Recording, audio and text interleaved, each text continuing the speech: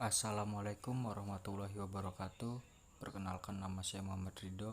Saya dari Prodi Pendidikan Ekonomi kelas B Siang semester 1. Tujuan saya membuat video ini adalah untuk memenuhi tugas ujian akhir semester mata kuliah Teori Ekonomi Mikro. Di sini saya akan menjawab 4 pertanyaan. Yang pertama, jelaskanlah menurut pendapat Anda perbedaan pasar oligopoli, pasar monopoli, dan pasar monopolistik. Yang kedua, jelaskanlah menurut pendapat Anda tentang perilaku konsumen dan produsen. Yang ketiga, jelaskan menurut pendapat Anda apa itu pasar persaingan sempurna. Dan pertanyaan yang terakhir, menurut pendapat Anda, hal apa yang menyebabkan terjadinya kegagalan pasar? Jelaskan. 1. Jelaskanlah menurut pendapat Anda perbedaan pasar oligopoli, pasar monopoli, dan pasar monopolistik. Pasar monopoli yaitu suatu bentuk pasar di mana hanya terdapat satu penguasa yang menguasai pasar, dan perusahaan ini tidak mempunyai barang pengganti atau substitusi. Kalau oligopoli, pasar di mana penawaran satu jenis barang dikuasai oleh beberapa perusahaan. Sementara monopolistis, suatu pasar di mana terdapat banyak produsen yang menghasilkan barang yang serupa, tetapi memiliki perbedaan pada beberapa aspek. Kedua, jelaskanlah menurut pendapat Anda tentang perilaku konsumen dan produsen. Pengertian perilaku konsumen merupakan suatu tindakan yang langsung terlibat dalam mendapatkan, mengonsumsi, dan mengetahui produk serta jasa, termasuk keputusan yang segera dan tindak lanjut dari tindakan tersebut. Dari pengertian tersebut, kita dapat menarik adanya dua elemen yang penting untuk memahaminya: adanya proses pengambilan keputusan dan kegiatan fisik yang melibatkan suatu individu dan menilai, mendapatkan, serta menggunakan barang maupun jasa secara ekonomi. Pengertian konsumen yang telah dilakukan di atas membuat perilaku kegiatan pemasaran yang disangkut pautkan dengan perilaku konsumen, karena dengan pemasaran yang tepat, seseorang akan terlibat secara fisik untuk mendapatkan atau mengonsumsi barang maupun jasa yang dipasarkan.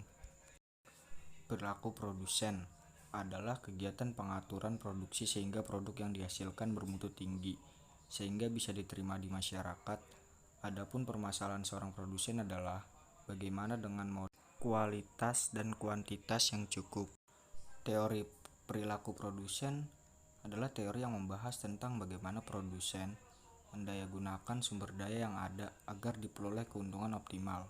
Sedangkan perilaku produsen adalah kegiatan pengaturan produksi sehingga produk yang dihasilkan bermutu tinggi, sehingga bisa diterima oleh masyarakat dan menghasilkan laba. Di dunia ini pasti ada orang yang baik dan jahat, begitupun dengan perilaku produsen. Ada yang baik dan ada juga yang buruk. Produsen yang baik itu produsen yang melakukan kegiatan produksi dengan jujur, tidak mengganti barang-barangnya dengan yang tidak semestinya. Sedangkan produsen yang tidak baik itu produsen yang melakukan kegiatan produksi secara tidak jujur, banyak mengganti bahan-bahan untuk produksinya dengan tidak semestinya. Produsen muslim tidak boleh berbuat mudorot bagi dirinya maupun masyarakat dengan hasil produk yang dibuatnya. 3. Jelaskan menurut pendapat Anda apa itu pasar persaingan sempurna. Pasar persaingan sempurna adalah pasar yang di dalamnya terjadi transaksi antara penjual dan pembeli dalam bentuk penawaran dan permintaan produk. Yang membedakan dari pasar biasa ialah di dalam sistem ini, transaksi yang dilakukan tidak dipengaruhi oleh naik turunnya harga. Asas persaingan sempurna antara pedagang dan pembeli. Hal ini muncul karena diantaranya keduanya sudah terjalin hubungan batin yang erat kalau sama-sama telah mengetahui tentang informasi harga di pasar tersebut. 4. Menurut pendapat Anda, hal apa yang menyebabkan terjadinya kegagalan pasar?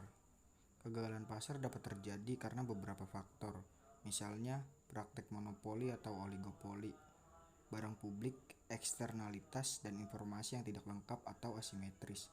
Selain faktor-faktor tersebut, aktivitas pasar juga dipengaruhi suatu regulasi atau pengaturan. Dalam hal ini yang berkaitan dengan pemerintahan seperti pajak, subsidi, upah minimum, dan pengaturan harga. Oleh karena itu, kebijaksanaan yang tidak terpikirkan dengan baik oleh suatu pemerintah juga dapat membuat suatu pasar berjalan tidak efisien sehingga berujung pada kegagalan. terima kasih saya ucapkan. Hanya ini yang bisa saya sampaikan, kurang lebihnya mohon maaf. Wabillahi taufik wal hidayah. Wassalamualaikum warahmatullahi wabarakatuh.